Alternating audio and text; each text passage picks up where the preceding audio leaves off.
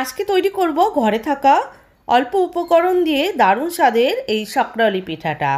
বানানো খুবই সহজ, যে কেউ আপনারা বানিয়ে ফেলতে পারবেন। আর খেতে তো দারুণ হয়, একটা খেলে কিন্তু আপনাদের মন ভরবে না, এতটাই সুস্বাদু হয়। তাহলে চলুন ভিডিওটি পুরোটা দেখার অনুরোধ রইল আপনাদের কাছে। শক্রাওলি পিঠাটা তৈরি করার জন্য এখানে গ্যাসে আমি একটা পাত্র বসিয়ে দিয়েছি। ওই পাত্রের মধ্যে আমি 1 বাটি চিনি দিয়ে দিলাম আর দিয়ে দিচ্ছি 1 বাটি জল। তারপর চিনি জলটা খুব ভালো করে মিশিয়ে নিচ্ছি। চিনির একটা পাতলা শিরা তৈরি করে নেব। আর ওই চিনি শিরার মধ্যে 2টো এলাচ ফাটিয়ে দিয়েছি। এলাচটা দিলে পিঠাটা খেতে দারুণ সুস্বাদু লাগবে। এদিকে চিনির শিরাটা আমার রেডি হয়ে গেছে। এরপর আমি নামিয়ে ঠান্ডা করে নিচ্ছি। একটা মিক্সিং বোল নিয়েছি। ওই বোলের মধ্যে আমি 1 বাটি চালের গুঁড়ো নিয়েছি। এখানে আমি গোবিন্দভোগ চালের গুঁড়োটা নিয়েছি। আপনারা চেষ্টা করবেন গোবিন্দভোগ চালের গুঁড়োটা নেওয়ার।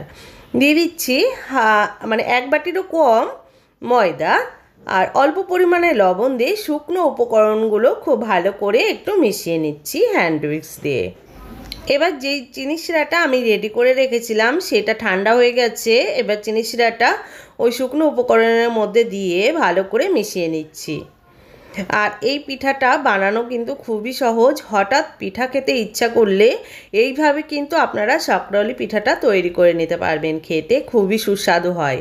চিনির শিরাটা আমি একবারেই বেশিটা দিয়ে দেব না, আমি অল্প অল্প করে চিনির শিরাটা দিয়ে দেব আর খুব ভালো করে ব্যাটারটা তৈরি করে নিচ্ছি।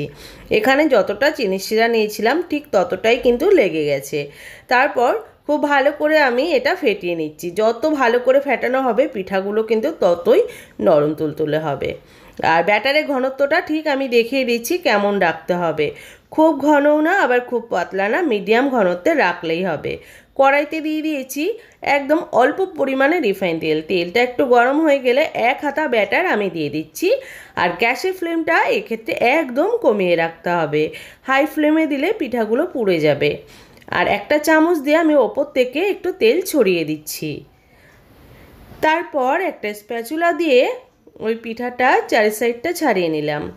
তারপর ওপর থেকে তেলগুলো দিয়ে দিচ্ছি যাতে ওপরটা ভালোভাবে ভাজা হয়ে যায়। আপনারা চাইলে এই পিঠার মধ্যে নারকেল কোড়াও দিতে পারেন, সেটাও কিন্তু খুব ভালো লাগবে। যেহেতু আমার কাছে নারকেলটা ছিল না তার জন্য নারকেলটা আমি স্কিপ করে গেছি। একটা পিঠা আমার তৈরি হয়ে গেছে আর পিঠাগুলো কিন্তু একদম ফুলের মতো হয়েছে। আমি আরেকটা পিঠাও তৈরি করে দেখাচ্ছি। 1 হাতা ব্যাটার তেলের মধ্যে দিয়ে দিলাম। আর এই পিঠা ভাজতে কিন্তু বেশি পরিমাণ তেল লাগে না, একদম অল্প তেলেই খুব ভালোভাবে পিঠা ভাজা হয়ে যায়। দেখুন আমার আরেকটা পিঠাও ভেজে নেওয়া হয়ে গেছে। বন্ধুরা, আমার আজকের এই শক্রাওলি পিঠাটা যদি আপনাদের ভালো লেগে থাকে তাহলে অবশ্যই বাড়িতে তৈরি করবেন।